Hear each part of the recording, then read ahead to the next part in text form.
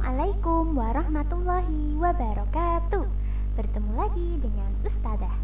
Kali ini kita akan membahas tema 2, subtema 2, dan subtema 3 sekaligus untuk muatan IPA.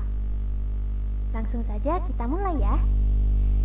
Kali ini kita akan membahas KD 3.2 dengan tujuan pembelajaran yaitu menjelaskan gangguan sistem pernapasan pada manusia beserta dengan cara memelihara kesehatannya. Yang pertama yang akan kita bahas adalah faktor penyebab gangguan pernapasan. Terdapat 3 faktor yang menjadi penyebab gangguan pernapasan. Yang pertama yaitu faktor fisik, yaitu adanya kelainan pada organ pernafasan dapat menyebabkan gangguan pernafasan. Lalu faktor penyakit. Contohnya, penyakit yang menyebabkan gangguan pada pernafasan adalah asma, influenza, dan kanker paru-paru. Dan faktor yang ketiga yaitu faktor lingkungan. Lingkungan yang kotor, asap pabrik, dan pencemaran udara menyebabkan ketersediaan O2 menipis sehingga kita merasa sesak napas.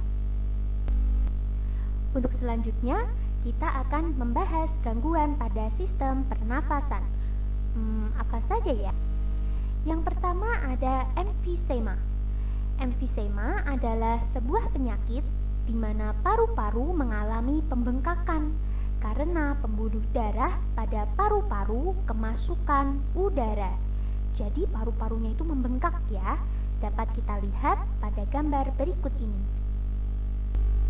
Yang kedua adalah tuberkulosis atau disingkat menjadi TBC.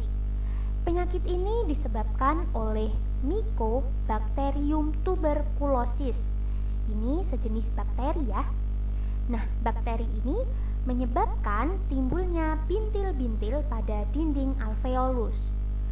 Gejala orang yang mengalami TBC antara lain sulit bernafas, sering batuk, dan tubuh itu terlihat kurus. Biasanya orang yang mengidap TBC juga akan batuk-batuk, dan batuknya itu biasanya akan mengeluarkan darah. Yang ketiga adalah bronkitis. Bronkitis merupakan gangguan pada cabang tenggorokan akibat infeksi. Tanda penyakit bronkitis adalah terjadi peradangan pada trakea atau bronkus. Nah, gejalanya itu seperti demam dan dihasilkannya lendir yang menyumbat batang tenggorokan. Jadi, cirinya itu memang ada lendir ya, yang menyumbat batang tenggorokan. Nah, lendir itu yang menyebabkan kita itu mengalami sesak nafas ketika mengalami bronkitis. Selanjutnya ada influenza atau flu. Kalian pasti tidak asing lagi dengan penyakit ini. Nah, influenza merupakan penyakit yang disebabkan oleh virus yang bernama influenza. Gejalanya pertama bersin-bersin, lalu demam, ada juga pilek dan sakit kepala. Lalu ada juga kanker paru-paru. Nah, penyakit ini terjadi karena sel-sel kanker pada paru-paru terus tumbuh tidak terkendali. Penyebabnya bisa karena kebiasaan merokok. Jadi, ingat-ingat ya semuanya, jangan merokok karena merokok itu berbahaya dan menyebabkan dampak yang tidak baik bagi tubuh kita. Jadi, sayangi tubuh kita dengan tidak merokok. Lalu pencegahan untuk kanker paru-paru apa ya? Pencegahannya dengan cara tidak merokok dan bergaya hidup sehat. Nah, kita dapat memperhatikan ya untuk paru-paru yang sehat itu seperti pada gambar. Warnanya itu jernih dan terlihat sehat. Sel-selnya juga sehat.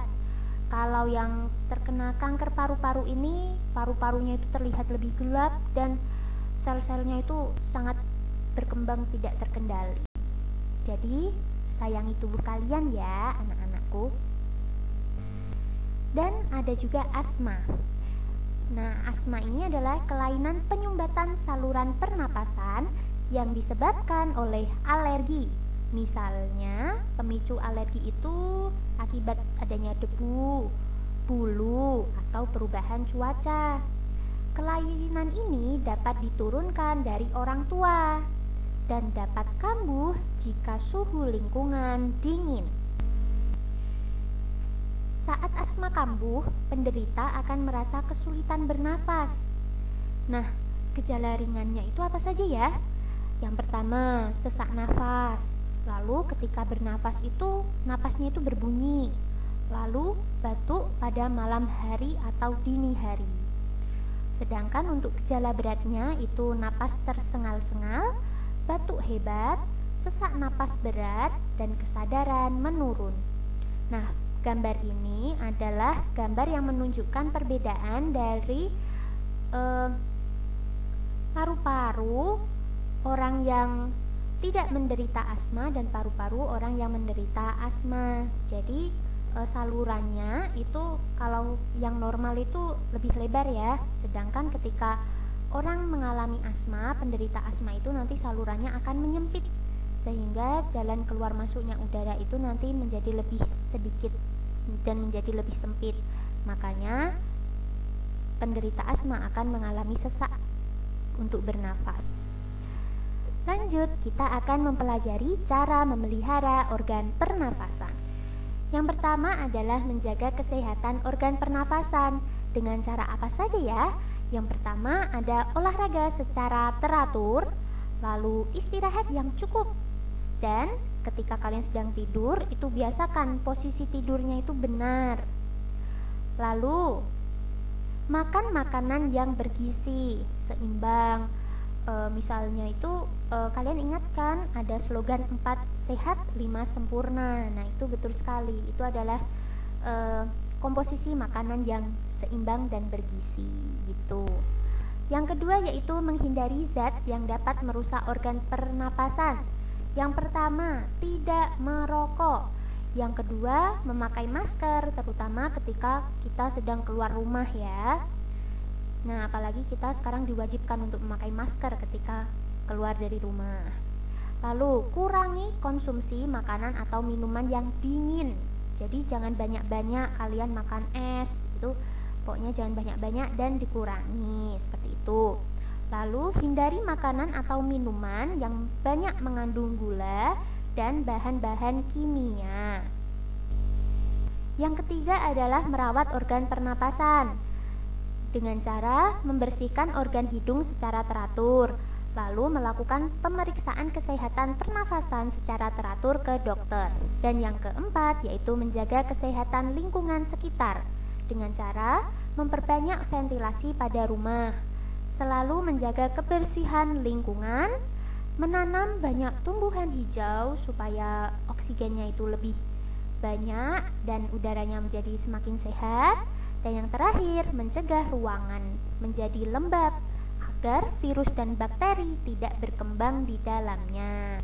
Nah, demikian untuk pembelajaran kita kali ini. Semoga sedikit ilmunya bermanfaat ya. Jaga selalu kesehatan kalian, jaga semangatnya. Wassalamualaikum warahmatullahi wabarakatuh.